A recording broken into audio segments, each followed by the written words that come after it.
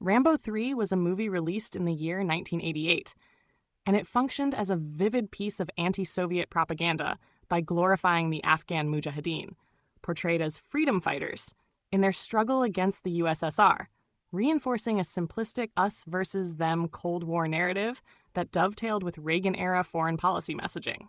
Upon America's pivot to the war on terror after 9/11, many viewers experienced a form of cultural denial. The very forces once lionized in Rambo III were recast as new adversaries, yet popular memory often overlooked this contradiction. Sylvester Stallone's John Rambo infiltrates Afghanistan to rescue his former commander, battling Soviet troops and aligning with the Mujahideen, who are portrayed as virtuous heroes dedicated to liberating their homeland from communist tyranny. This aligns with U.S. foreign policy framing the Afghan fighters as freedom fighters, a term popularized by the Reagan administration to justify clandestine support. The film's final dedication to the gallant people of Afghanistan, later rumored to have been altered from Mujahideen fighters, underscores its explicitly propagandistic tone, celebrating U.S.-backed guerrillas and erasing the war's moral ambiguities. Under President Reagan, Hollywood and government narratives converged to portray the Soviet Union as an unequivocal evil empire.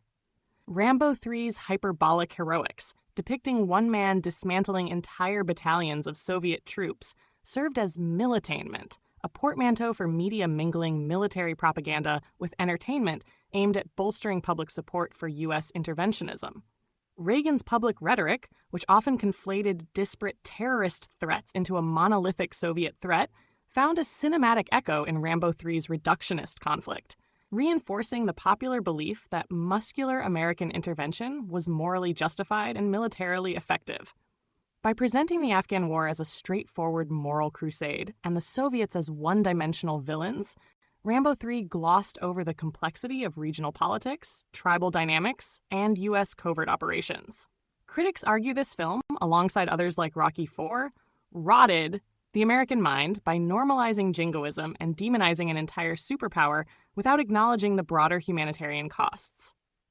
The myth of the lone American hero, an indestructible Rambo who single-handedly wins battles, became a cultural touchstone, reinforcing the notion that U.S. military prowess could rectify global injustices. This narrative discouraged critical reflection on interventionist policies and the unintended consequences of arming irregular forces. After the September 11, 2001 attacks, the Taliban, ideologically distinct but genealogically linked to some Mujahideen factions, emerged as principal U.S. adversaries. Yet many Americans struggled to reconcile their earlier cinematic celebration of Afghan fighters with the reality of fighting the Taliban, a phenomenon film scholar Roger Stahl labels militainment, where entertainment obscures shifting political loyalties and realities. Popular discourse following 9/11 often indulged in nostalgia for the Rambo III era, celebrating American unity and righteous warfare, while conveniently forgetting that U.S.-backed combatants from that film would later morph into the Taliban. This selective memory manifests as a collective denial, embracing the heroics of the past without acknowledging the pivot in geopolitical alliances. Recognizing this cinematic legacy is essential for understanding how popular media shapes, and sometimes warps, public perceptions of foreign policy and warfare.